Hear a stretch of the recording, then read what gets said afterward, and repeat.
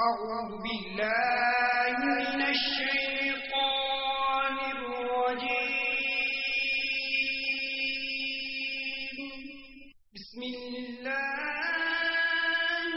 الرحمن الرحيم وفاقی وزارت برائے مذہبی امور کی طرف سے جاری کردہ مکتوب کا اردو خلاصہ۔ دعوت اسلامی ایک غیر سیاسی پرامن سب سے بڑی مذہبی تحریک ہے جو کہ ملک اور بیرون ملک قرآن و سنت کے مطابق اسلام کا پیغام عام کرنے میں مصروف عمل ہے۔ یہ تحریک مکمل غیر سیاسی ہونے کے ساتھ ساتھ انتہا پسندی اور دہشت گردی سے پاک ہے۔ وفاقی وزارت برائے مذہبی امور اس تحریک کے نیکی کی دعوت عام کرنے کے انداز اور اس سے متعلق دیگر تمام امور سے مطمئن ہے۔ Certificate issued by Ministry of Religious Affairs, Government of Pakistan. To whom it may concern. Dawat-e-Islami is the largest religious, non-political, propagational and peaceful movement of Quran and Sunnah in the country, working for propagation of the message of Holy Quran and Sunnah all over the country as well as abroad. The Jamaat is purely non-political, non-extremist and non-terrorist. Therefore, Ministry of Religious Affairs is satisfactory on their propagation for Islam as well as other activities relates to religion.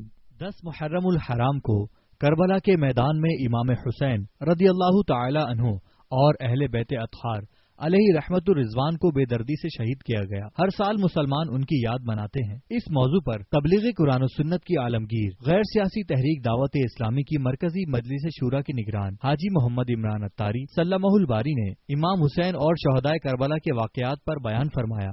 آپ اس بیان میں ملاحظہ فرمائیں گے شہزادہ علی اکبر اور شہزادہ علی اصغر کی شہادت، لشکر یزید کا مکہ و مدینہ پر حملہ، قاتلان امام حسین کا انجام، دعوت اسلامی کا اشاعتی ادارہ مکتبۃ المدینہ۔ اس بیان کی VCD بنام امام حسین اور شہدائے کربلا کے واقعات، مختلف مواقع کے مناظر اور آواز کی مکسنگ کے ساتھ پیش کرنے کی سعادت حاصل کر رہا ہے۔ آپ بھی اس بیان کو اول تاخر ملاحظہ فرمائیے، انشاءاللہ عز و جل آپ کی محبت اہل بیت میں اضافہ ہوگا۔ صلو علی الحبیب صلی اللہ تعالی علی محمد رب العالمین والصلاة والسلام علی سید المرسلین اما بعد فاعوذ باللہ من الشیطان الرجیم بسم اللہ الرحمن الرحیم الصلاة والسلام علیک یا رسول اللہ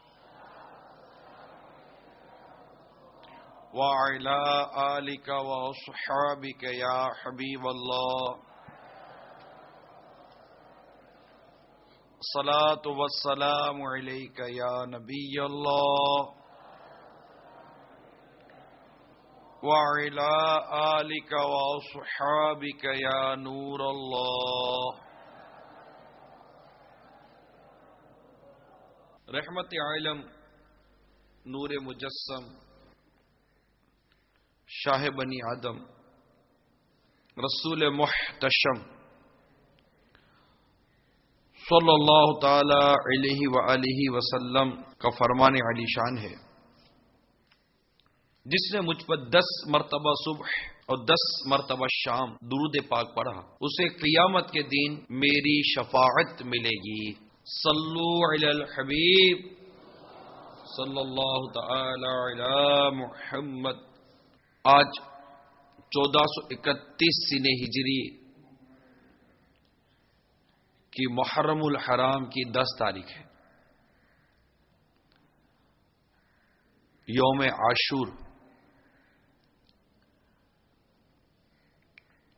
10 محرم الحرام کو امام الہمام، امام عالی مقام، امام عرش مقام، امام تشنا کام سیدنا امام حسین رضی اللہ تعالی عنہ کو ماں شہزادگان و رفقا 3 دن بھوکا رکھنے کے بعد دشت کربلا میں انتہائی صفاقی کے ساتھ شہید کیا گیا۔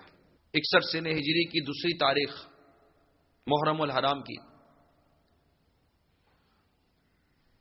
آپ نے اسی مقام پر اپنے سامان وغیرہ کو اتروایا اور معلوم کیا کہ اس مقام کا نام کیا ہے، تو بتایا یہ جگہ کا نام کربلا ہے۔ امام علی مقام رضی اللہ تعالی عنہ اس نام سے واقف تھے، اور آپ جانتے تھے کہ یہاں اہل بیت رسالت کو راہ حق میں اپنے خون کی ندیاں بہانی ہوں گی۔ الغرض عجب وقت ہے کہ سلطان دارین کے نور نظر کو صدہا تمناؤں سے مہمان بنا کر جو بلایا گیا، عرضیاں درخواستیں کی گئیں، کئی دن تک ان کی راہوں میں آنکھیں بچھا کر ان کا انتظار کیا جاتا۔ کوفی شام تک سرحد پر نگاہیں جما کے دیکھتے کہ شاید امام حسین رضی اللہ تعالیٰ عنہ کا قافلہ آئے گا، اور نہ آنے کی صورت میں اداس گھر لوٹ جاتے۔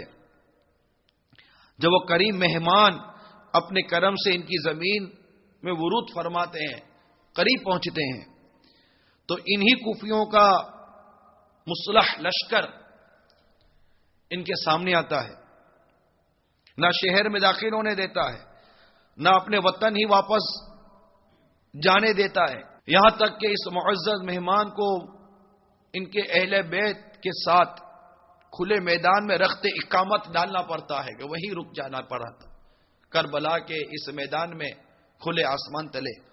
دشمنا نے حیا کو غیرت نہیں آئی،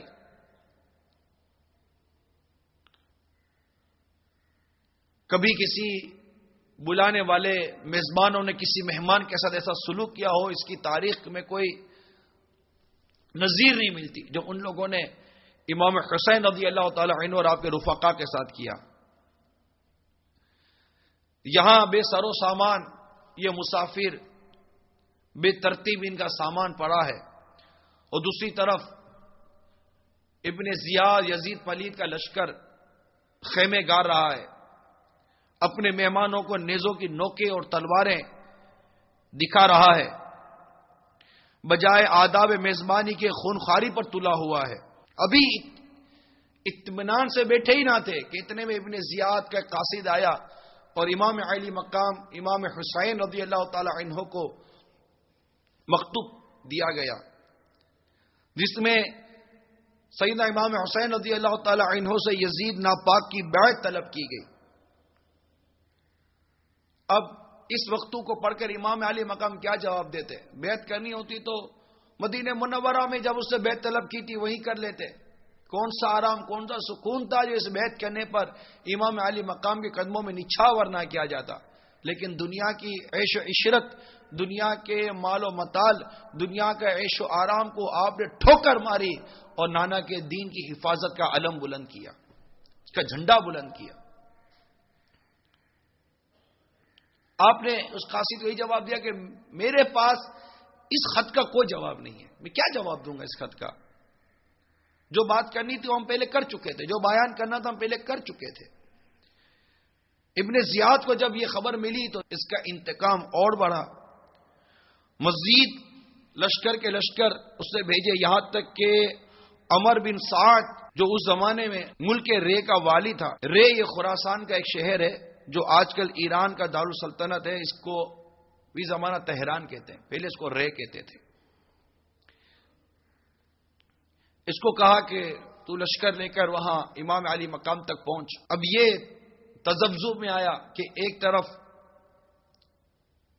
یہ ساری حکومت، یہ رے کی گورنری اور یہ سب کچھ تھا، دوسری طرف امام علی مقام سے مقابلہ، اور امام علی مقام کے فضائل اس کو پتہ تھے۔ وہ نہیں چاہتا تھا کہ ان کے خون کے الزام میں اس کا نام بھی آئے۔ اس نے کچھ پس و پیش کیا تو اس کو ایک ہی بات کہی گئی، یا تو رے کی گورنری رکھ یا امام علی مقام سے مقابلہ کر۔ دنیا کی محبت اچھوں کو برباد کر دیتی ہے، اس کے ساتھ بھی یہی ہوا۔ رے کی گورنری پر اس نے ہاتھ رکھا اور امام علی مقام کے مقابلے پر اتر آیا۔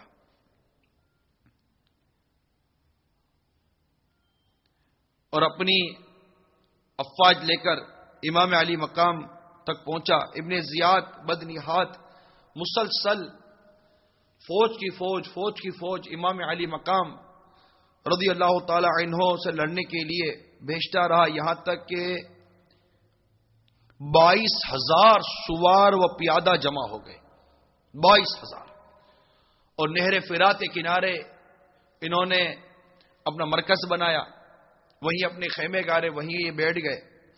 حیرت ناک بات یہ، میٹھے میٹھے اسلامی بھائیوں، میرے مدنی چینل کے ناظرین، دنیا میں کبھی کوئی ایسی مثال نہیں ملتی کہ 72 افراد کے اس قلیل قافلے کے لیے، جس میں بچے بھی ہیں، عورتیں بھی ہیں، اور کوئی جنگی ساز و سامان نہیں کہ لڑنے کے لیے نکلے ہی نہیں تھے، ایسی کوئی چیز نہیں تھی. اس تعداد میں کم و بیش 72 افراد ہیں، جس میں بچے عورتیں، ان سے لڑنے کے لیے 22,000 کا لشکر جرار بھیجا گیا، اور خوب ساز و سامان سے لیس، جنگی ہتھیار سے لیس بھیجا گیا. کبھی کوئی تاریخ میں ایسی مثال کہیں نہیں ملتی. اور نہ صرف یہ کہ 22,000 کی یہ فوج بھیجی گئی، بلکہ اس فوج کے کو بھی اس بات کا گویا کہ ایسا لگتا تھا، احساس تھا کہ یہ دگنی تگنی اور 100 گنا اور کتنی 100 گنا یہ تعداد بڑھ جائے، لیکن یہ حیدر کرار کا شیر ہے رضی اللہ تعالی عنہ. اور ان کے رفقا یہ ان کی جانثاری اور ان کی قوت اور ان کی ہمت سے واقف تھے، باوجود اس کے کہ 22,000 کا لشکر جرار تھا، پھر بھی خوف زدہ تھے. یہاں تک کہ انہوں نے یہ تجویز کی اور یہ تدبیر کی کہ امام علی مقام اور آپ کے رفقا پر پانی بند کر دیا جائے. پیاس کی شدت اور گرمی کی حدت سے ان کے جو اعصاب ہیں وہ کمزور پڑ جائیں گے، ان کی ہمتیں جواب دے جائیں گی. اس کے بعد جنگ شروع کی جائے. پیاس میں تڑپا کر مارنے کی تجویز کر رہے ہیں یہ لوگ. کیسے ان پر بدبختی غالب آئی ہوئی تھی. فرات کا بے حساب پانی ان سیاہ باطینوں نے خاندان رسالت بند کر دیا. اہل بیت کے چھوٹے چھوٹے ننے مننے فاطمی چمن کے نونے حال، خشک لب، تشنا دہان، نادان بچے ایک ایک قطرے کے لیے تڑپ رہے تھے. نور کی تصویریں پیاس کی شدت میں دم توڑ رہی تھی. بیماروں کے لیے دریا کا کنارہ بیابان بنا ہوا تھا. آل رسول کو لبے آب پانی میسر نہ آتا تھا. یہاں چشمہ موجود ہے پانی کا، اور تیمم سے نمازیں پڑھنی پڑتی تھی. اس طرح بے آب و دانا 3 دن گزر گئے. چھوٹے چھوٹے بچے اور بیبیاں سب بھوک و پیاس سے بےتاب و ناتواں ہو گئے. اس مصیبت کے عالم میں سیدنا امام حسین رضی اللہ تعالی عنہ کا یہ عالم تھا کہ صد الافاضل سید نعیم الدین مراد آبادی علیہ رحمت الحادی لکھتے ہیں کہ سیدنا امام حسین رضی اللہ تعالی عنہ نے راحت دنیا کے منہ پر ٹھوکر مار دی اور رائے حق میں پہنچنے والی مصیبتوں کو خوش دلی سے خیر مقدم کیا. اور باوجود اس قدر آفتوں اور بلاؤں کے ناجائز بیعت کا خیال اپنے قلب مبارک میں نہ آنے دیا، اور مسلمانوں کی تباہی اور بربادی گوارا نہ فرمائی. اپنا گھر لٹانا، اپنے خون بہانا منظور کیا، مگر اسلام کی عزت میں فرق آنا برداشت نہ ہو سکا. میٹھے میٹھے اور پیارے پیارے اسلامی بھائیوں، جب کسی طرح کوئی سلوک کی صورت پیدا نہیں ہو رہی تھی، وہ قوم لڑنے پر ہی تلی ہوئی تھی.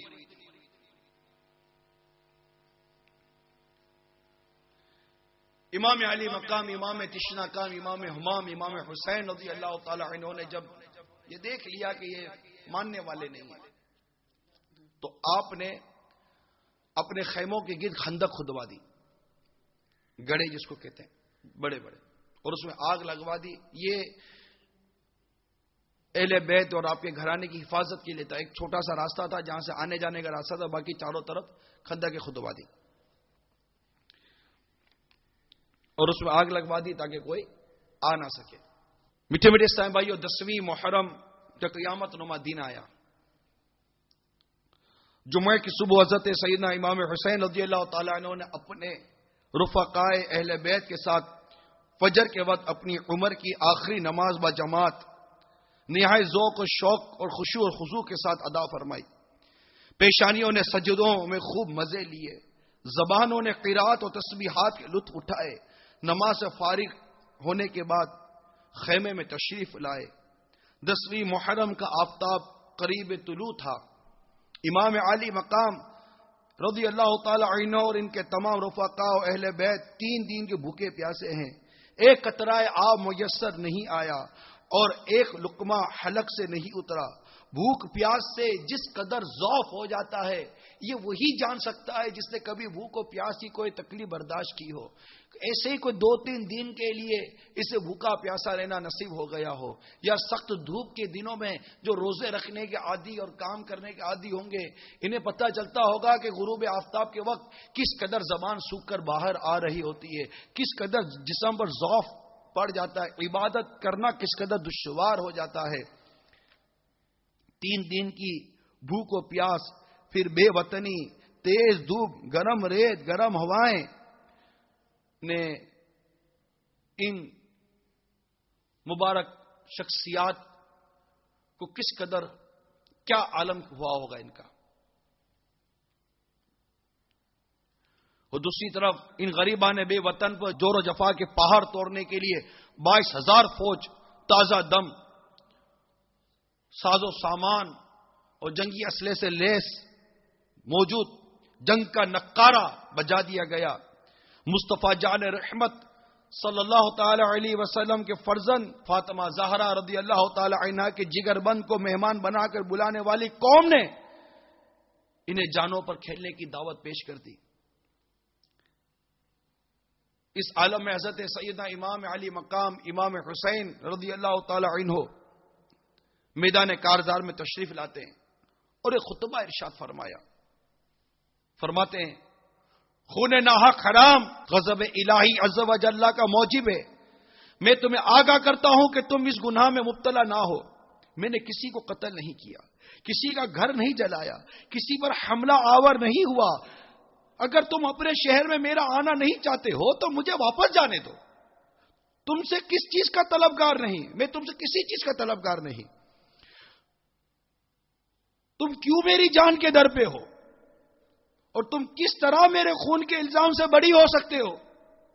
روز محشر تمہارے پاس میرے خون کا کیا جواب ہوگا؟ اپنا انجام سوچو اور اپنی عاقبت پر نظر ڈالو. پھر یہ بھی سمجھو کہ میں کون اور بارگاہ رسالت میں کس چشم کرم کا منظور نظر ہوں. میرے والد کون ہیں، میری والدہ کس کی لخت جگر ہیں. میں انہی بطول زہرا کا نور دیدہ ہوں جن کے پل صراط پر گزرتے وقت عرش ندا کی جائے گی، اے اہل محشر سر جھکاؤ اور آنکھیں بند کرو کہ حضرت خاتون جنت پل صراط سے 70,000 حوروں کو رکاب سعادت میں لے کر گزرنے والی ہے. میں وہی ہوں جس کی محبت کو سرور عالم رسول محتشم صلی اللہ تعالی علیہ وسلم نے اپنی محبت فرمایا ہے. میرے فضائل تمہیں خوب معلوم ہیں. میرے حق میں جو احادیث وارد ہوئی ہیں ان سے تم بے خبر نہیں ہو. اس انداز سے امام علی مقام، امام حمام، امام تشنا کام، امام حسین رضی اللہ تعالی عنہ نے ان جفاکاروں کو سمجھانے کی اور اس ظلم سے باز رکھنے کی بہت کوشش کی، لیکن جواب کیا دیا؟ ہمیں معلوم ہے آپ کے فضائل کیا ہیں، مسئلہ اب یہ نہیں ہے، بیعت کیجئے یا جنگ کے لیے تیار رہیے. بس آپ نے فرمایا حجت ختم کرنا چاہتا تھا میں، اتمام حجت چاہتا تھا میں، اور اس جنگ کو نہ یہ جنگ نہ واقع ہو اس کی تدبیر کرنے کی کوشش کر رہا تھا میں. اور جب تم مجبور کرتے ہو تو ناچاری کہ پھر مجھے تلوار اٹھانی پڑے گی. ابھی گفتگو جاری تھی، دیکھیے یہ کیسے بدباطین لوگ جمع ہوئے تھے، ایک سے ایک اس پہ بدباطین تھا. ابھی گفتگو جاری تھی کہ ایک شخص گھوڑا دوڑاتے ہوئے آیا یزیدی لشکر سے، جس کا نام مالک بن عروہ بتایا جاتا ہے. جب اس نے دیکھا کہ لشکر امام کے گرد خندق میں آگ جل رہی ہے اور شعلے بلند ہو رہے ہیں اور اس تدبیر سے اہل خیمہ کی حفاظت کی جاتی، تو اس گستاخ بدباتی نے سیدنا امام حسین رضی اللہ تعالی عنہ سے کہا، اے حسین، تم نے وہاں کی آگ سے پہلے یہیں آگ لگا لی؟ امام علی مقام امام حسین رضی اللہ تعالی عنہ نے فرمایا، قذبتا یا عدو اللہ، اے دشمن خدا، تو کاذب، تو جھوٹا ہے، تجھے گمان ہے کہ میں دوزخ میں جاؤں گا؟ آپ کے ایک رفیق، آپ کے جانثار مسلم بن عرسجا نام بتایا جاتا ہے، نے جب یہ کلمہ سنا تو امام علی مقام سے اجازت طلب کی کہ امام مجھے اجازت دیجئے اس بد زبان کے منہ پر تیر مار دو۔ صبر و تحمل اور تقوی اور راست بازی اور عدالت و انصاف کا ایک عدیم المثال منظر ہے۔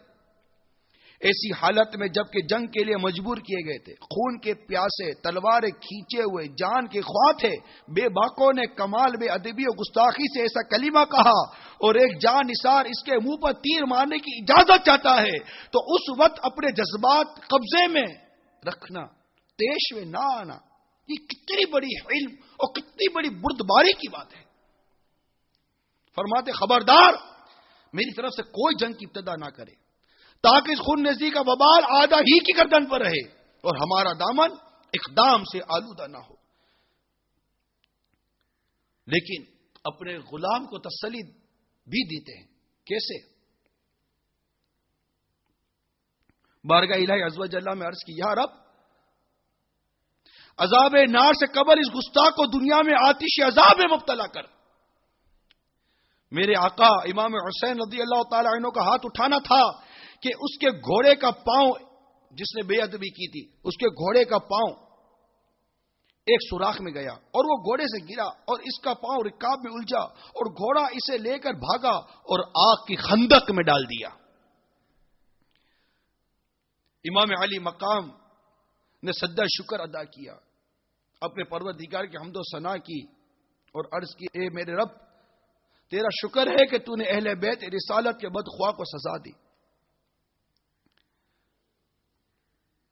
ابھی میرے آقا امام حسین نے یہ اللہ کی بارگاہ میں عرض کی تھی کہ ایک اور بدباطن سامنے آیا اور بے باکی سے اس نے کہا، آپ کو پیغمبر خدا سے کیا نسبت؟ اللہ اکبر،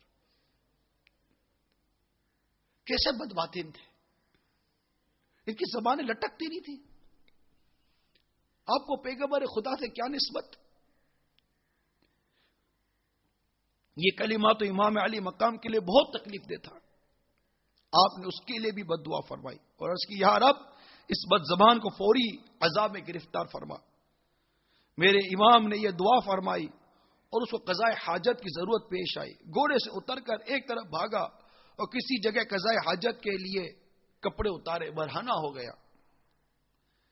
ایک سیاہ بچھو نے ڈنک مارا تو نجاست آلودہ تڑپتا پھرتا تھا، اس رسوائی کے ساتھ تمام لشکر کے سامنے اس ناپاک کی جان نکلی، مگر اس انجام کو دیکھ کر بھی ان بدباطینوں کو کوئی عبرت نہیں مل رہی تھی۔ دو منظر اپنی آنکھوں کے سامنے دیکھے، اتنے میں ایک اور بدبخت ظاہر ہوا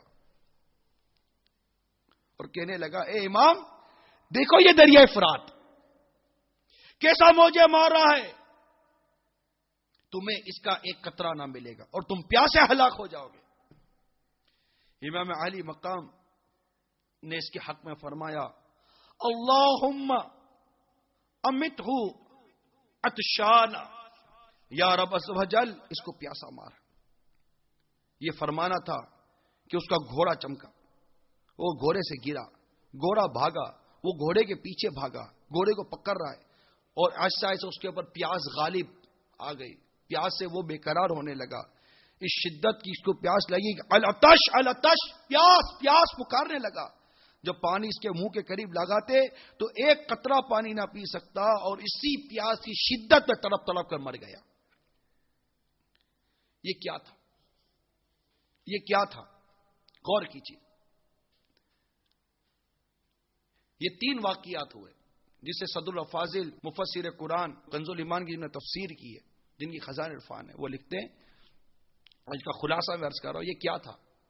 یہ تھا کہ بتایا جا رہا تھا، پہچانو میرے مقام کو، جن کی ان دعاؤں سے یہ سو سامنے آ گیا واقعہ، وہ اگر دعا کرتے تو یزیدی لشکر کا کیا عالم ہوتا. انہوں نے اب بھی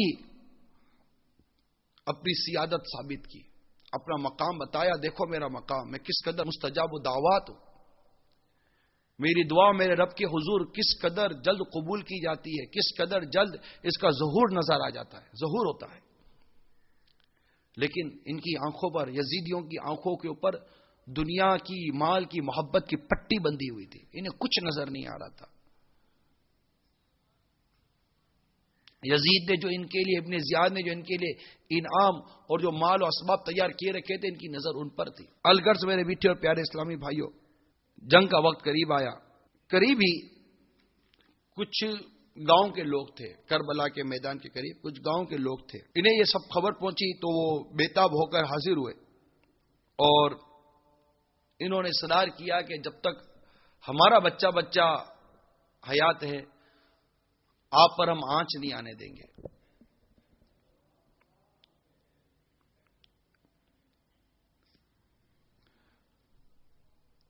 چنانچہ انہوں نے اپنی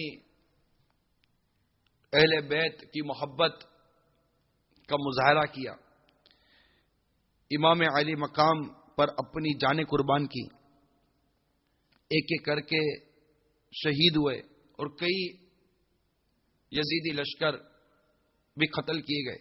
ایک قریبی گاؤں میں ہی ایک اور واقعہ تھا، اور وہاں کے واقعے کے متعلق یہ عرض کروں کہ یہ تھے حضرت وہاب ابن عبداللہ کلبی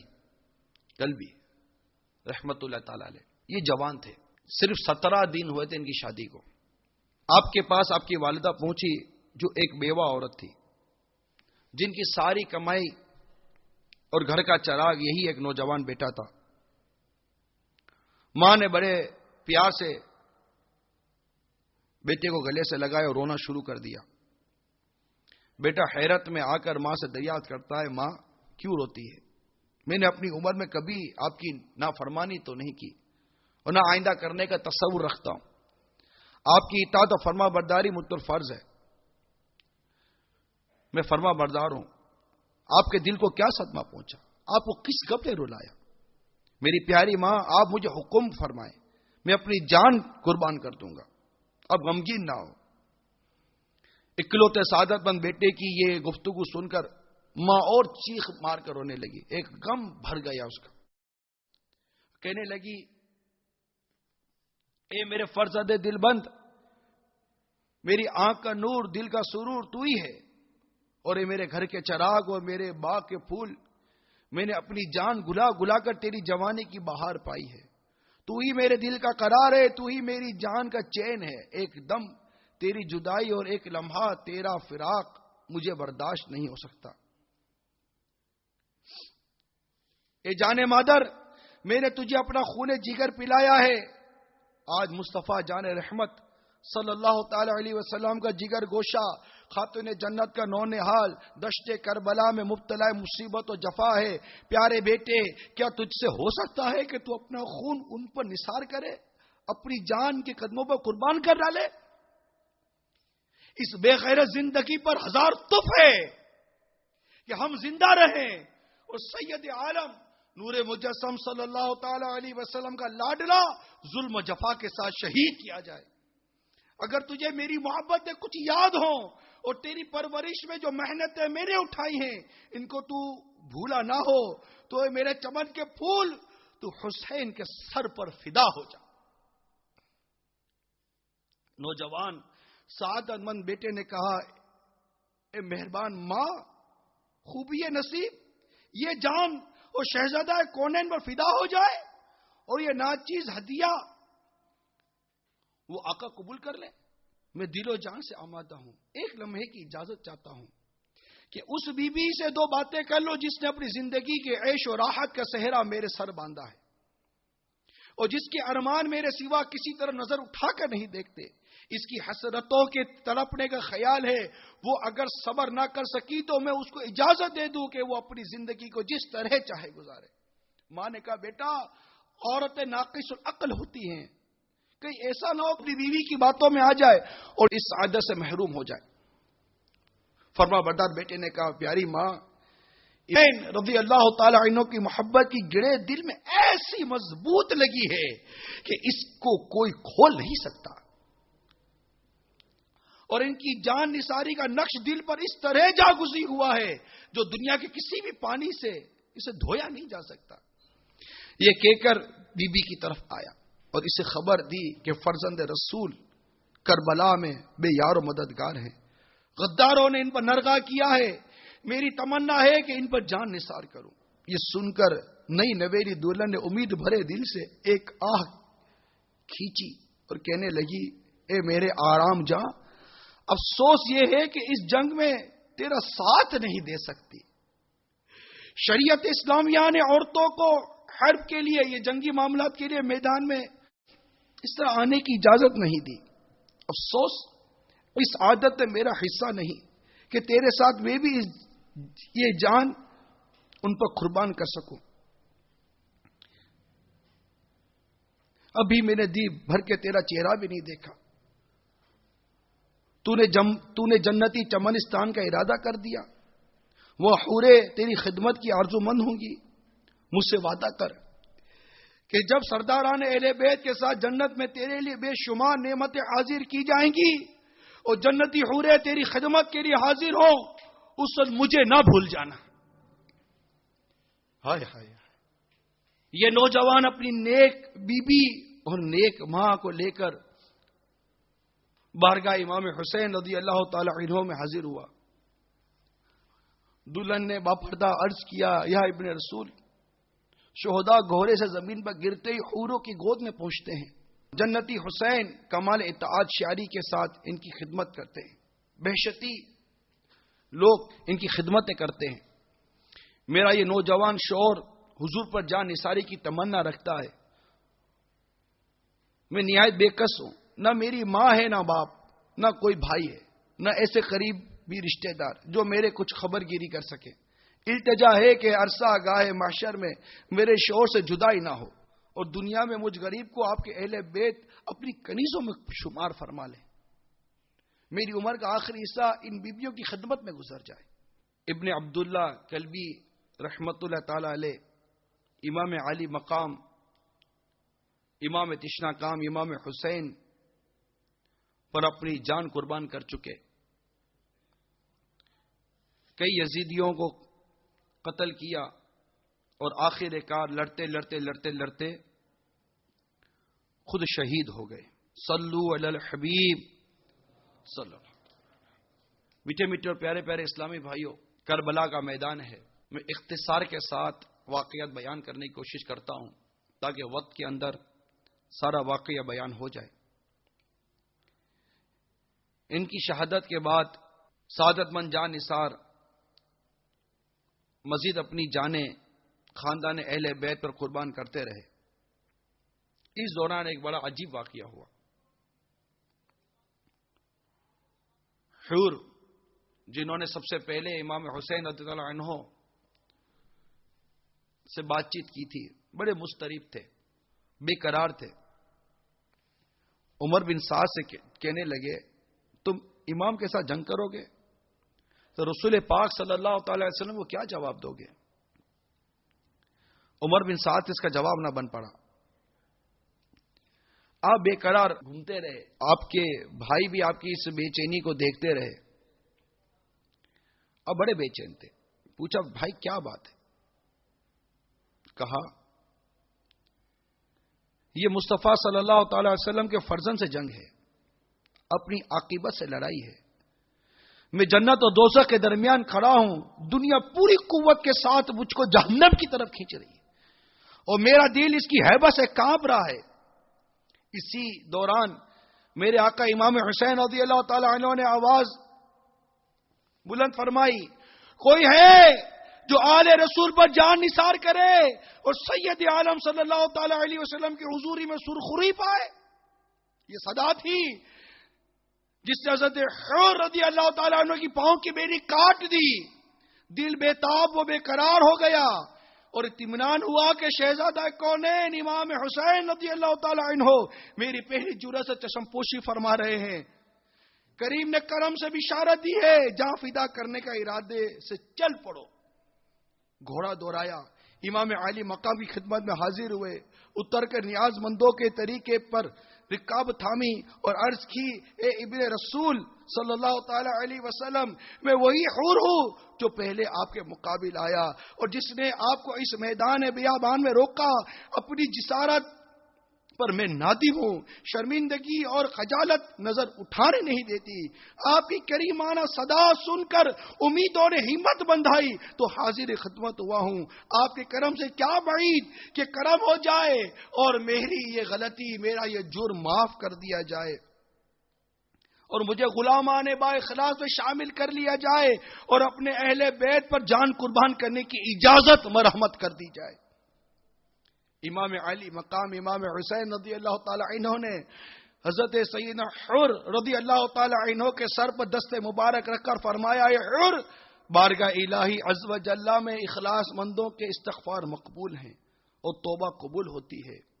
عذر خواہ جو عذر لاتے ہیں، معذرت کرتے ہیں، وہ محروم نہیں کیے جاتے.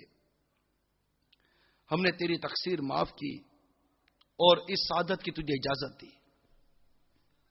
حضرت سیدنا حور رضی اللہ تعالی عنہ میدان کی طرف روانہ ہوئے. یزیدی لشکر کے سامنے پہنچے. آپ کے بھائی مصعب بن یزید نے دیکھا کہ حور نے دولت سعادت پائی اور نعمت آخرت سے بہرہ مند ہوا اور حر سے دنیا کے غبار سے اس کا دامن پاک ہوا. اس کے دل میں بھی ولولہ اٹھا.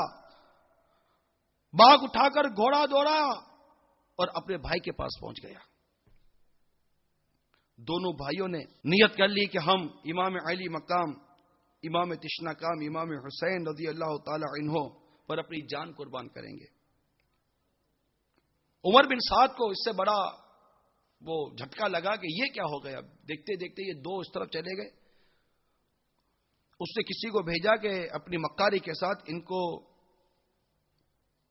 بلا پھسلا کر لیا دوبارہ واپس. وہ گیا ان کے پاس کہ تیری عقل و دانے پر تو فخر کیا کرتے تھے، مگر تو نے کمال نادانی کی اور اس لشکر جرار سے نکل کر یزید کے انعام و اکرام پر ٹھوکر مار کر چند بے کس مسافروں کا ساتھ دے رہا ہے جن کے ساتھ نان خشک کا ایک ٹکڑا اور پانی کا قطرہ بھی نہیں ہے. تیری اس نادانی پر افسوس ہے حور. حضرت سیدنا حور رضی اللہ تعالی عنہ نے جواب دیا، اے بے عقل، تجھے اپنی نادانی پر رنج کرنا چاہیے کہ تو نے طاہر کو چھوڑ کر ناپاکی کو قبول کیا. دولت باقی کے مقابلے میں دنیا فانی اور اس فانی آرام کو ترجیح دی. سید عالم صلی اللہ تعالی علیہ وسلم نے امام حسین کو اپنا پھول فرمایا ہے. میں اس گلستان رسالت میں جان قربان کرنے کی تمنا رکھتا ہوں. اس طرح حضرت سیدنا حور رضی اللہ عنہ نے اسے نامراد کر دیا اور وہ سمجھ گیا کہ کچھ ہوگا نہیں. اس میں اس نے حضرت سیدنا حور رضی اللہ تعالی عنہ پر حملہ کرنے کی کوشش کی، لیکن آپ نے اس پر ایسا وار کیا کہ اسے گھوڑے سے گرا دیا اور وہ قتل ہو گیا. الغرض میرے میٹھے پیارے اسلامی بھائیوں، ان دونوں بھائیوں نے بھی ایک ایک کر کے خاندان اہل بیت پر اپنی جان قربان کر دی. 50 سے زیادہ افراد اپنی جانیں اہل بیت رضوان اللہ تعالی علیہ مجمعین پہ قربان کر چکے. میرے میٹھے اور پیارے اسلامی بھائیوں، اب حضرت امام حسین رضی اللہ تعالی عنہ کے سامنے ان کے نور نظر تھے اور بھی کئی اہل بیت کے افراد اپنی جانیں قربان کر چکے. سیدنا عباس رضی اللہ تعالی عنہ، سیدنا قاسم رضی اللہ تعالی عنہ، ایک ایک کر کے مختلف واقعات کی صورت میں اپنی جانیں امام علی مقام پر قربان کرتے چلے گئے. یہاں تک کہ اب امام علی مقام کے سامنے ان کی نور نظر حضرت سیدنا علی اکبر رضی اللہ تعالی عنہ حاضر ہیں. میدان کی اجازت چاہتے ہیں. منت و سماجت ہو رہی ہے. عجیب وقت ہے. چہیتا بیٹا شفیق باپ سے گردن کٹوانے کی اجازت چاہتا ہے اور اس پر اصرار کرتا ہے جس کی کوئی ضد اور کوئی بات پوری نہ کی جاتی، ہر بات ان کی پوری کی جاتی تھی. کس چیز کی اجازت چاہ رہا ہے؟ گردن کٹانے کی، خون بہانے کی. آخر کار اصرار اتنا بڑا سیدنا علی اکبر رضی اللہ تعالیٰ عنہ کا کہ امام حسین رضی اللہ تعالیٰ عنہ کو اجازت دینی پڑی اور اس نوجوان جمیل کو خود گھوڑے پر سوار کیا، اسلحہ اپنے دستے مبارک سے لگایا اور میدان کارزار کی طرف رخصت کیا. سیدنا علی اکبر رضی اللہ تعالی عنہ اپنی بہادری اور شجاعت کے وہ آپ نے جوہر دکھائے. اتنے مارے یزیدی لشکریوں، اتنے مارے یہ کیا بیان کیے. لیکن 22,000 کا لشکر تھا. لڑتے ایک بار پھر واپس آئے، پھر امام علی مقام کی زیارت کی، پھر واپس گئے، پھر لڑتے آخر کار آپ زمین پر تشریف لے آئے اور جام شہادت نوش کی. اللہ عز و جل کی ان پر رحمت ہو اور ان کے صدقے ہماری مغفرت ہو. اہل بیت کا صبر و تحمل، اللہ اکبر. امید کے گلے نو شگفتہ قربان ہو رہے ہیں اور یہ صبر و رضا کے پیکر ہر حال میں اللہ کا شکر ادا کر رہے ہیں. فاقے پر فاقہ ہے، پانی کا نام و نشان نہیں. بھوکے پیاسے فرزند تڑپ تڑپ کر جانے دے چکے ہیں. جلتے ریت پر فاطمی نونہال ظلم و جفا سے شہید کیے جا رہے ہیں. اہل بیت کے قافلے میں سناٹا چھایا ہوا ہے. حضرت امام علی مقام، امام عرش مقام، امام حسین رضی اللہ تعالیٰ عنہ کے چھوٹے فرزند علی اصغر رضی اللہ تعالیٰ عنہ جو بھی کمسین ہیں، شیر خوار ہیں، پیاس سے بےتاب ہیں، شدت تشنگی سے تڑپ رہے ہیں. ماں کا دودھ خشک ہو گیا ہے، پانی کا نام و نشان تک نہیں ہے. اس چھوٹے بچے کی خشک ننھی زبان باہر آتی ہے، بے چینی میں ہاتھ پاؤں مارتے ہیں، پیچ کھا کھا کر رہ جاتے ہیں. کبھی ماں کی طرف دیکھتے ہیں، ان کی سوکھی زبان دکھلاتے ہیں. نادان بچہ کیا جانتا ہے کہ ظالموں نے پانی بند کر دیا ہے. ماں کا دل اس بے چینی سے پاش پاش ہوا جاتا ہے. کبھی بچہ باپ کی طرف اشارہ کرتا ہے، وہ جانتا تھا کہ ہر چیز یہ لا کر دیا کرتے تھے، میری اس بے کسی کے وقت بھی پانی بہم پہنچائیں گے. چھوٹے بچے کی بے تابی دیکھی نہ گئی. والدہ نے حضرت امام علی مقام سے عرض کیا، اس ننھی سی جان کی بے تابی دیکھی نہیں جاتی، اس کو گود میں لے جائیے، اس کا حال ان ظالموں کو دکھائیے کہ شاید ان پر رحم آ جائے. اس کو تو چند قطرے دے دیں، یہ نہ جنگ کرنے کے لائق ہے نہ میدان کے لائق ہے، اس سے کیا عداوت. امام حسین رضی اللہ تعالی عنہ اس چھوٹے نور نظر کو سینے سے لگا کر دشمنوں کے سامنے پہنچتے ہیں. فرمایا کہ اپنا تمام کنبہ تو تمہاری بے رحمی اور جور و جفا کی نظر کر چکا، اب اگر آتش بغض وہ عناد جوش پر ہے تو اس کے لیے میں ہوں نا. یہ شیر خوار بچہ پیاس سے دم توڑ رہا ہے، اس کی بے تابی دیکھو، اس کا تڑپنا دیکھو، اس کا مچلنا دیکھو. کچھ تو رحم کرو، اس کے حلق میں پانی کے چند گھونٹے ٹپکا دو. جفاکار سنگ دل کو ذرا رحم نہ آیا. بجائے پانی کے ایک بدبخت نے تیر مارا جو علی اصغر کے حلق میں کو چھیدتا ہوا امام علی مقام کے بازو میں بیٹھ گیا. امام علی مقام نے وہ تیر کھینچا، بچے نے تڑپ تڑپ کر جان دی. باپ کی گود سے ایک نور کا پتلا لپٹا ہوا ہے، خون میں نہا رہا ہے. اہل خیمہ کو گمان ہے کہ ان بدباطن بے رحم نے اس بچے کو ضرور پانی دے دیا اور اس کی تشنگی ضرور دور ہو گئی ہوگی. جب امام علی مقام اس ننھے شہزادے کو خیمے میں لائے، والدہ نے اول نظر میں دیکھا کہ بچہ بے تابانہ حرکتیں نہیں کر رہا، سکون کا عالم ہے، نہ وہ اضطراب ہے نہ بے قراری. گمان ہوا کہ پانی دے دیا ہوگا. امام علی مقام نے دریا سے دریافت کیا، فرمایا وہ بھی ساقی کوثر کے جام رحمت اور کرم سے سیراب ہونے کے لیے اپنے بھائیوں سے جا ملا ہے. میٹھے میٹھے اسلامی بھائیوں، اب وہ وقت آیا کہ جان نثار ایک ایک کر کے رخصت ہو چکے. سیدنا امام علی مقام رضی اللہ تعالی عنہ پر جانے قربان کر گئے. اب تنہا امام حسین ہے، اور ایک فرزند حضرت امام زین العابدین، وہ بھی بیماری کے عالم میں انتہائی ضعف ہے، بھوک اور پیاس کی شدت ہے. اس عالم میں بھی اپنے ابا جان سے اجازت چاہتا، ابا جان مجھے بھی اجازت دیجیے، میں بھی میدان جنگ میں جاؤں، ان سے مقابلہ کروں اور اپنی جان آپ پر قربان کروں. امام علی مقام، امام تشنا کام، امام حسین رضی اللہ تعالی عنہ نے آپ کو نصیحتیں کی، وصیتیں کی، ان کو تمام ذمہ داریاں سپرد کر کے خود جنگ کے لیے تیار ہوئے. امام حسین رضی اللہ تعالیٰ عنہ تیاری کر رہے ہیں، قبائے مصری پہنی، امامہ رسول صلی اللہ تعالی علیہ وسلم سر پر باندھا، سیدنا حیدر کرار کی ذوالفقار آبدار حمائل کی اہل خیمہ نے اس منظر کو کس آنکھوں سے دیکھا ہوگا. امام میدان جانے کے لیے گھوڑے پر سوار ہوئے. اس وقت اہل بیت کی بے کسی انتہا کو پہنچتی ہے. ان کا سردار ان سے طویل عرصے کے لیے جدا ہوتا ہے. ناز پروردوں کے سروں سے شفقت پدری کا سایہ اٹھنے والا ہے. نونہالان اہل بیت کے گرد یتیمی منڈلاتی پھر رہی ہے. ازواج سے سہاگ رخصت ہو رہا ہے. دکھے ہوئے اور مجروح دل امام کی جدائی سے کٹ رہے ہیں. بے کس قافلہ حسرت کی نگاہوں سے امام کے چہرہ دل افروز پر نظر کر رہا ہے. سیدتنا حضرت سکینہ رضی اللہ تعالی عنہا کی ترسی ہوئی آنکھیں پدر بزرگوار کا آخری دیدار کر رہی ہیں. آن دو آن میں یہ جلوے ہمیشہ کے لیے رخصت ہونے والے ہیں.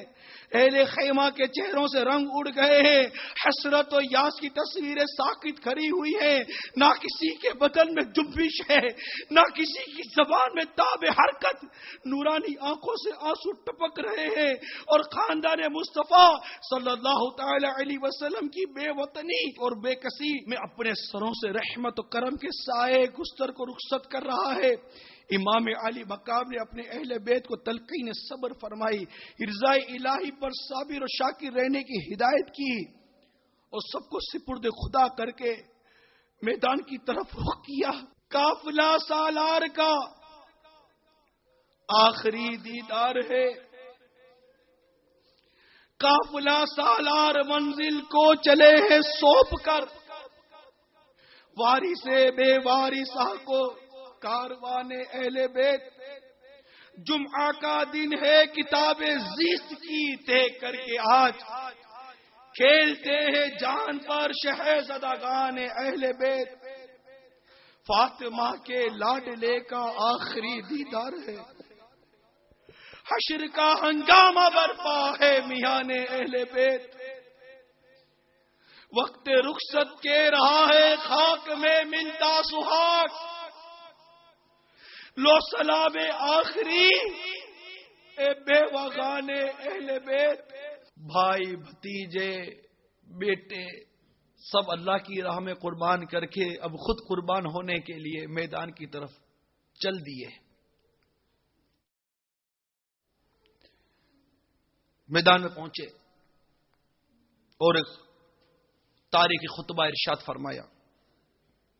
حمد و صلات کے بعد فرمایا، اے قوم، اللہ عز و جل سے ڈرو جو سب کا مالک ہے.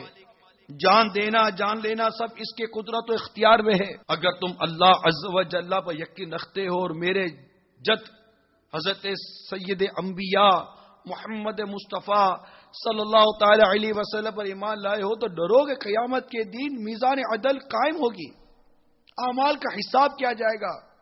میرے والدین محشر میں اپنی آل کے بے گناہ خونوں کا مطالبہ کریں گے.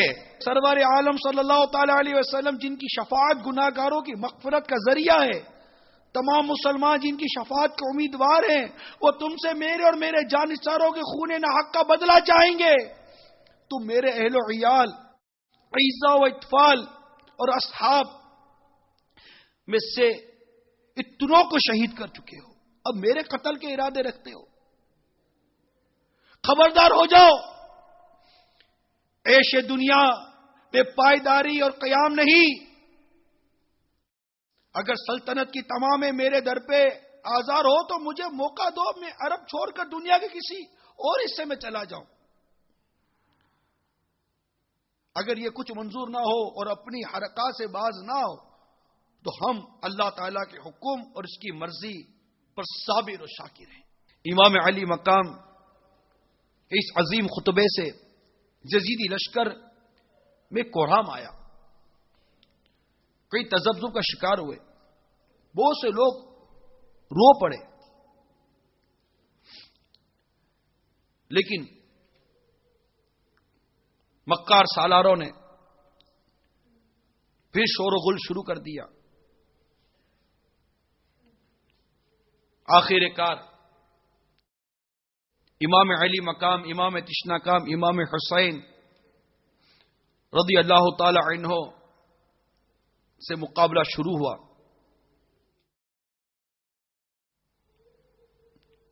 لشکریوں کو یقین تھا کہ امام پر بھوک و پیاس کی تکلیف حد سے گزر چکی ہے، صدموں نے ضعیف کر دیا ہے، ایسے وقت امام پر غالب آ جانا کچھ مشکل نہیں۔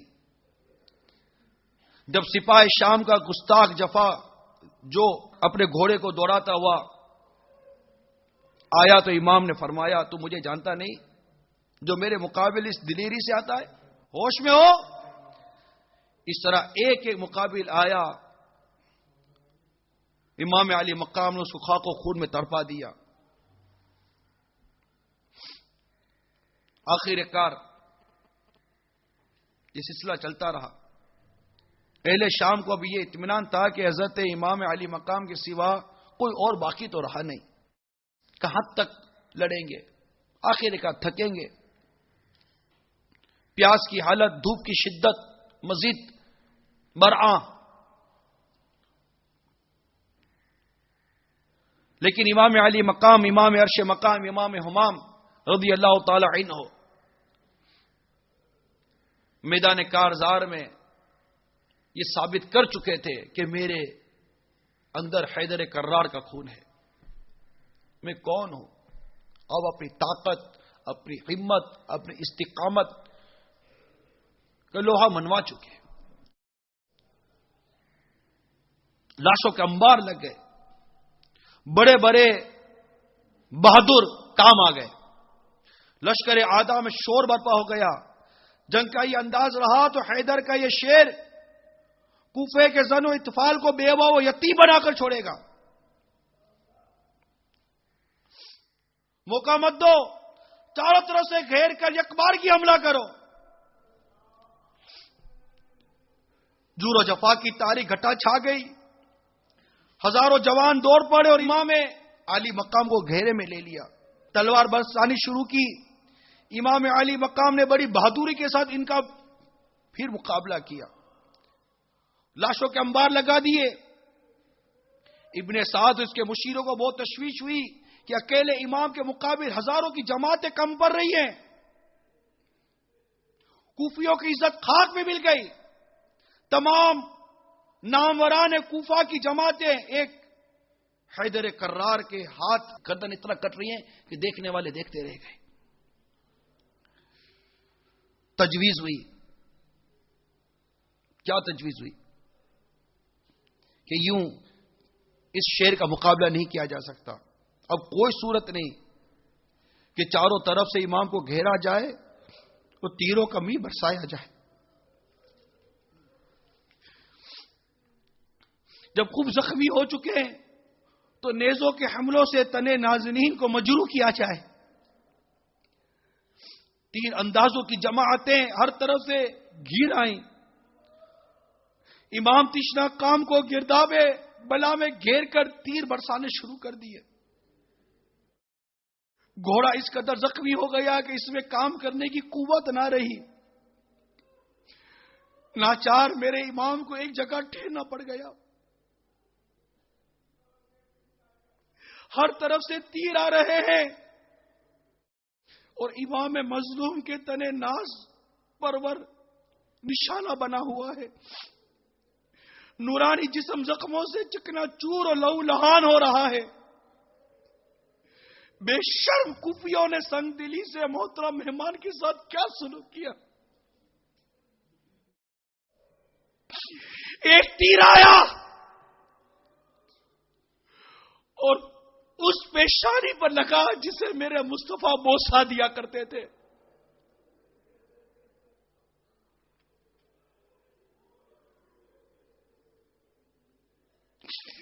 میرے امام علی مقام کو چکر آ گئے.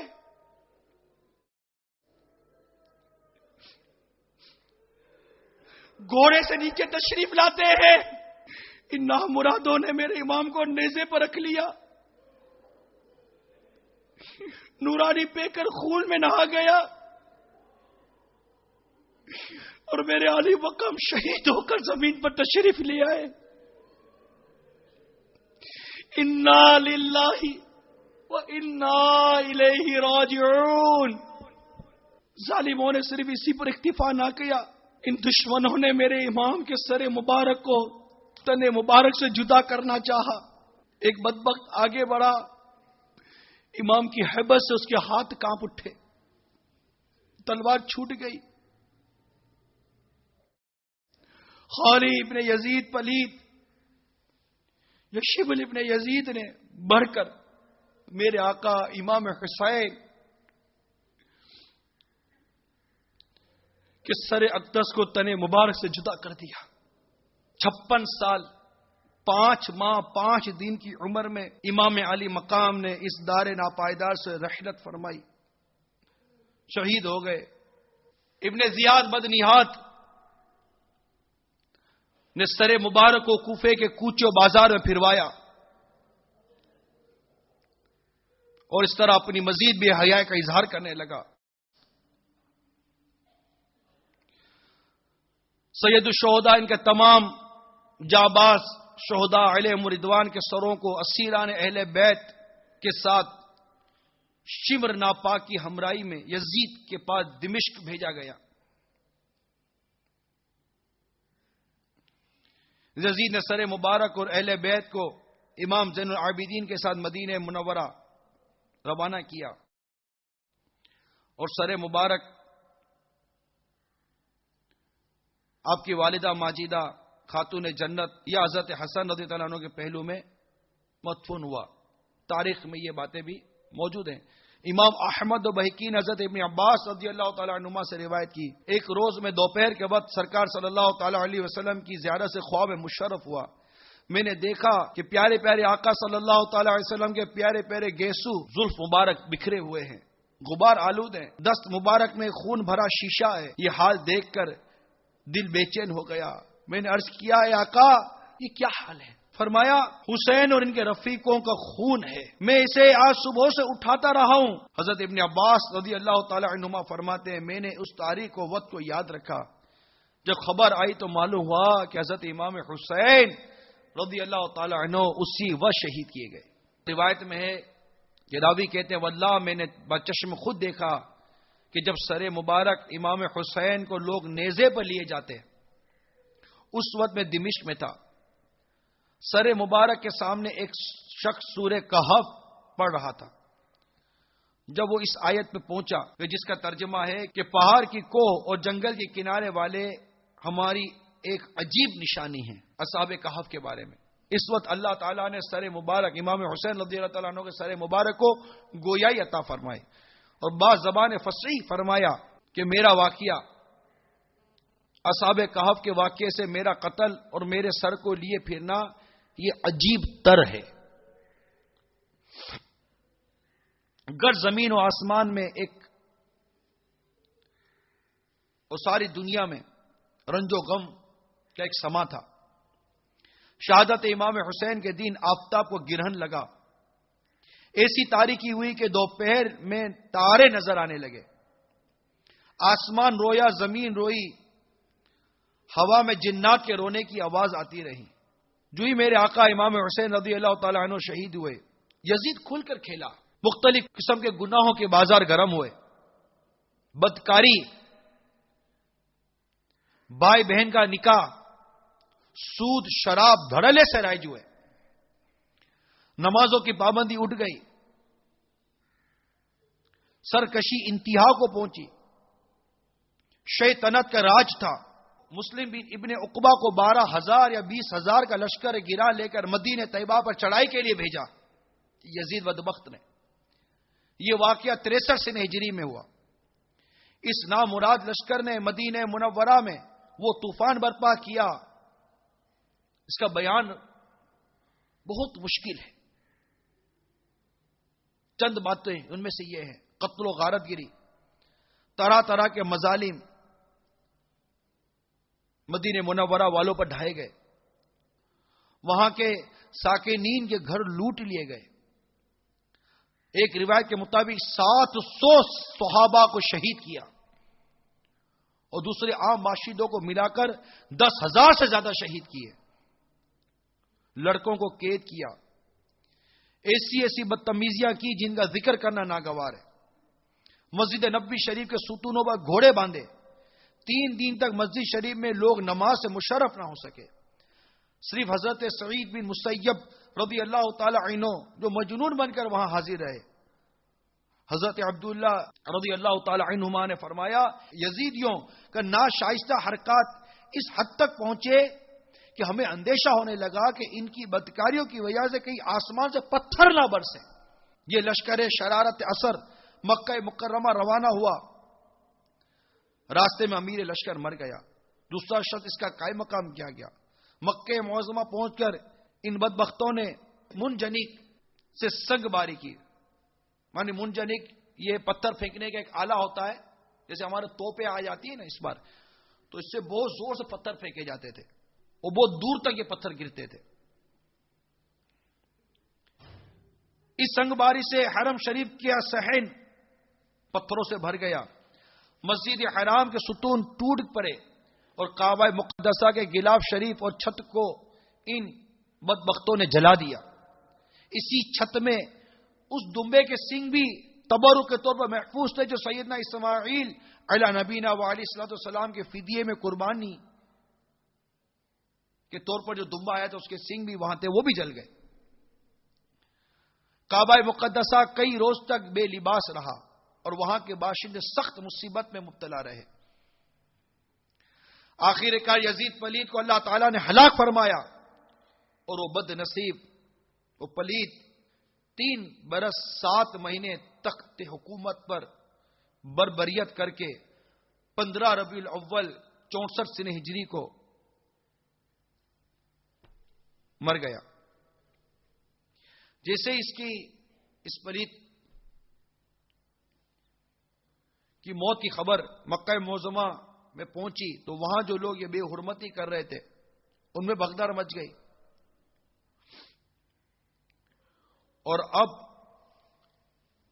ان کی ہلاکت قریب آئی۔ حضرت ابن زبیر رضی اللہ تعالی عنہ نے ان سے مقابلہ کیا، یہ لوگ ذلیل و خوار ہوئے، لوگ ان پر ٹوٹ پڑے اور ان کو خائب و خاسر کیا، اہل مکہ کو ان کے شر سے نجات ملی، اور اس طرح تاریخ کے کئی واقعات آگے درج کیے گئے ہیں۔ میرے میٹھے اور پیارے اسلامی بھائیوں، تاریخ کا یہ سلسلہ آگے بڑھتا چلا گیا، یہاں تک کہ مختار ثقفی کا دور آیا۔ مختار نے ابن سعد اور اس کے بیٹے اور شمر ناپاک کی گردن مارنے کا حکم دیا، ان کے بھی سر کٹوا دیے گئے۔ یہ ابن سعد وہی تھا جو اس لشکر کا سالار تھا جو امام حسین رضی اللہ تعالیٰ عنہ کے سامنے آیا، جسے رے کی حکومت کی لالچ اور رے کی حکومت کی گورنری، رے کی حکومت کا اقتدار اسے اس ظلم پر آمادہ کرتے ہوئے کربلا کے میدان میں لے گیا۔ ابن زیاد جو یزید کی طرف سے کوفے کا والی اور گورنر مقرر کیا گیا تھا، یہ بد نہاد بھی عین 10 محرم الحرام 67 سنہ ہجری کو اسی مقام فرات کے کنارے اس کا بھی سر اس کے جسم سے الگ کر کے اس کو بھی قتل کر دیا گیا. اس طرح تاریخ کے پورے واقعات ہیں کہ کس انداز سے امام حسین رضی اللہ تعالیٰ عنہ کو شہید کرنے والے آپ سے لڑنے والوں کا جو حال ہوا. دنیا میں کسی کا چہرہ کالا پڑ گیا, کسی کی آنکھوں کی بینائی چلی گئی, کسی کے ساتھ کیا ہوا, کسی کے ساتھ ہوا, کسی کے ساتھ کیا ہوا. بڑی عبرت ہوئی. تاریخ گواہ ہے کہ یزید پلید کی اس بے باکی, اس کی ان حرکتوں پر کوئی اس کو اچھا کہنے کے لیے تیار نہیں ہے, بلکہ کوئی اپنے بیٹے کا نام یزید رکھنے کے لیے تیار نہیں. الحمدللہ ہم اپنے بیٹے کا نام حسن اور حسین رکھنے میں فخر محسوس کرتے ہیں. میرے میٹھے اور پیارے اسلامی بھائیوں, میرے ہاتھ میں اس وقت مقتوۃ المدینہ کی مطبوعہ, اس کو المدینہ العلمیہ نے اس کی تخریج بھی کی ہے, 189 صفحات کی کتاب سوانح کربلا ہے. میں نے اکثر بیان کوشش کی ہے کہ اس کتاب سے کروں, لیکن اختصار سے کام لیا ہے. کہیں کہیں عبارتیں اور پیراگراف چھوڑ کر چند ایک مقامات کو کچھ خلاصے بیان کر کے آسان کر کے کوشش کی ہے آپ کو واقعہ کربلا بیان کرنے کی. اللہ تعالیٰ امام علی مقام امام حسین رضی اللہ تعالیٰ عنہ پر کروڑ رحمت نازل فرمائے. ان کے رفقا جنہوں نے ان پر اپنی جان قربان کی, کروڑوں رحمت نازل فرمائے. فرق ظاہر ہے, یزیدی لشکر نے جو کچھ کیا ان کے آگے دنیا کی زیب و زینت تھی, دنیا کی آرائش تھی, دنیا طلبی تھی. اور جنہوں نے جانیں قربان کی اللہ کے نام پر, ان کے آگے آخرت کے انعام تھے, اللہ کی رضا تھی, پیارے مصطفیٰ صلی اللہ تعالی وسلم کی پیاری پیاری شفاعت تھی, اہل بیت کی محبت تھی, دین اسلام کی محبت تھی. یہ واقعات بیان ہوتے ہیں. ہمیں ان واقعات کو سننے کے بعد کیا ذہن بنانا چاہیے؟ اب بات تو سبق کی ہے نا. جس شریعت مصطفی صلی اللہ تعالی علیہ وسلم کے لیے, جس دین اسلام کے لیے میرے آقا امام حسین رضی اللہ تعالیٰ عنہ نے قربانی دی, آپ کے رفقا نے قربانی دی, اور اس کے بعد بہت سارے واقعات ہیں, صحابہ کرام بھی شہید ہوئے, اور یہ قربانی امام حسین رضی اللہ تعالیٰ عنہ تک ہی نہیں, آج تک ہمارے اسلاف بزرگان دین قربانی دیتے ہی آ رہے ہیں. فاروق اعظم رضی اللہ عنہ شہید ہوئے, عثمان غنی رضی اللہ عنہ یہ بھی بھوکے پیاسے شہید ہوئے, مولا مشکل کشا شیر خدا کرم اللہ تعالی وجہ الکریم یہ بھی فجر کے لیے جگاتے جگاتے جا رہے تھے مسجد کی طرف, یہ بھی شہید ہوئے. کسی مشقتیں, کسی تکلیفیں اٹھائی ہیں, یہ سب راہ دین میں مشقتیں اٹھائیں, اللہ کی راہ میں مشقتیں اٹھائیں, اسلام کی خدمت میں لگے رہے, اور آج تک یہ سلسلہ جاری ہے. آج بھی علماء ربانیین خدمت دین میں لگے. میرے مدی چینل کے ناظرین, محرم الحرام بالخصوص یہ واقعہ کربلا اور اس کے ضمن میں جو اس کے اسباق سامنے آتے ہیں, ہمیں یہ جھنجھوڑ کر کہتے ہیں ہمیں کیا ہو گیا ہے. آخر ہم سنتوں کی خدمت کے لیے کب تیار ہو گئے؟ ہم اپنی اولاد کی اس نہج پر کب تربیت کریں گے کہ وہ بڑی ہو کر دین اسلامی خدمت کر سکے؟ ہماری تاریخ بڑی روشن ہے, لیکن ہمارا حال یہ تاریخ ہوتا جا رہا ہے, اندھیرے میں ڈوبتا چلا جا رہا ہے. جس انداز سے آج ہماری زندگی کا انداز ہے, آپ کو کیا لگتا ہے کہ آگے جا کر کیا حال ہوگا؟ کیا یہ مسجدوں کی ویرانیاں ہمیں جھنجھوڑ کر ہلاتی نہیں ہیں؟ ایک وہ وقت تھا جب راہ خدا عز و جل میں جانیں قربان کرنا گویا ان کے لیے کس قدر انعام اور نعمت کا سبب تھا, اور آج مسلمان ایک وقت کی نماز مسجد میں آ کر ادا نہیں کر سکتا, اپنی اولاد کو حافظ نہیں بناتا, اپنی اولاد کو عالم نہیں بناتا, اپنی اولاد کو مفتی نہیں بناتا. اگر اولاد مسجد کا امام بنے تو کہتے کہ تیرا مستقبل کیا, مسجد کا مؤذن بنے تیرا مستقبل کیا, مفتی اور عالم بنے تیرا مستقبل کیا. یہ دین اسلامی خدمت کے لیے عالم بنے, مفتی بنے, حافظ بنے, قاری بنے, امام بنے, اس کا مستقبل کیا؟ تو کیا اس کا مستقبل صرف ایم اے کرنا, بی اے کرنا, ڈاکٹریٹ کرنا، گریجویشن کرنا، ماسٹرز کرنا، یہی اس کا مستقبل رہ گیا؟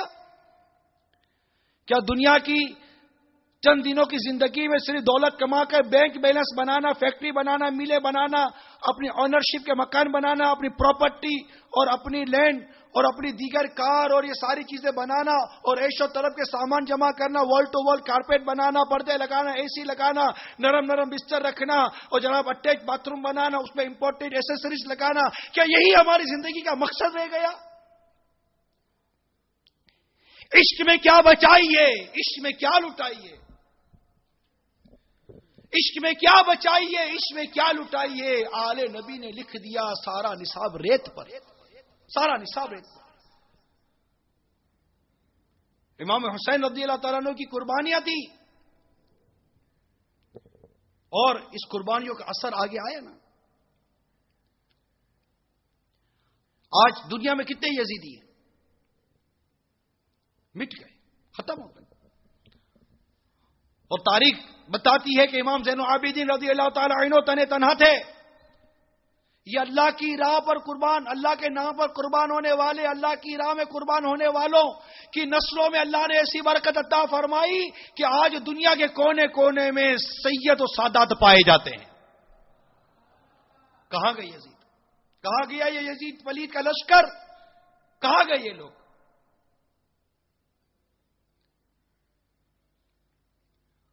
تو یہاں یہ ایک سبق ملتا ہے کہ اللہ کے راہ میں، اللہ کے نام پر جو چیز قربان کی جاتی ہے اللہ تعالیٰ اسے برکت عطا فرماتا ہے۔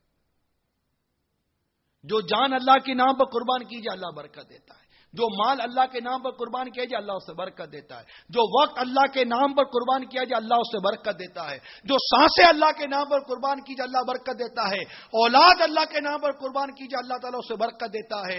آپ دیکھیے صحابہ کرام علیہم رضوان نے اللہ کے نام پر مکہ مکرمہ اپنا وطن عزیز چھوڑا، ہجرت کر کے مدینہ منورہ گئے، اللہ تعالیٰ نے وہ برکت عطا فرمائی کہ یہی جانثاروں کا قافلہ فاتح مکہ بن کر پھر مکے میں داخل ہوتا ہے۔ برکت دیتا اللہ تبارک۔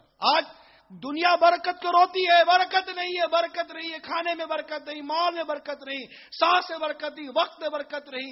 ارے برکت کہاں سے آئے گی؟ نہ ہمارا مال اللہ کی راہ میں، نہ ہمارا وقت اللہ کی راہ میں، نہ ہماری سوچیں، نہ ہمارے تفکرات، نہ ہماری سانسیں، نہ ہمارے لمحات۔ ارے کچھ بھی تو اللہ کے نام پر ہم نہیں وقف کرتے، برکت کہاں سے آئے گی؟ سب دنیا کے لیے ہی وقف کیا ہوا ہے، برکت کہاں سے آئے گی؟ اگر برکت چاہیے تو اللہ کے نام پر، اللہ کے لیے، اس کے دین کے لیے، اس کے حبیب کی سنتوں کو عام کرنے کے لیے اپنے وقت کی قربانی دیجیے، اپنے مال کی قربانی دیجیے اور میدان عمل میں آئیں، مدنی قافلوں میں سفر اختیار کریں، مدنی انعامات پر عمل کریں۔ یہ خرافات، فلمیں، ڈرامے، گانے باجے، ان کو چھوڑیں، ان کو چھوڑیں۔ جب ہماری یہ بدکاریاں، یہ بدعمالیاں سیدنا امام حسین رضی اللہ تعالیٰ عنہ کی بارگاہ میں پہنچتی ہوگی، ان کو کیسا رنج و دکھ پہنچتا ہوگا۔ اس چیز کو چھوڑو اور امام علی مقام رضی اللہ تعالیٰ عنہ کی قربانی کو اپنے پیش نظر رکھیں اور آج یہ پکا ارادہ اور اپنے اس مقصد کو دہرائیں کہ مجھے اپنی اور ساری دنیا کے لوگوں کی اصلاح کی کوشش کرنی ہے۔ اللہ تبارک و تعالی ہمیں شہدائے کربلا کی برکت عطا فرمائے، آمین بجاہ النبی الامین صلی اللہ تعالی علیہ وآلہ وسلم۔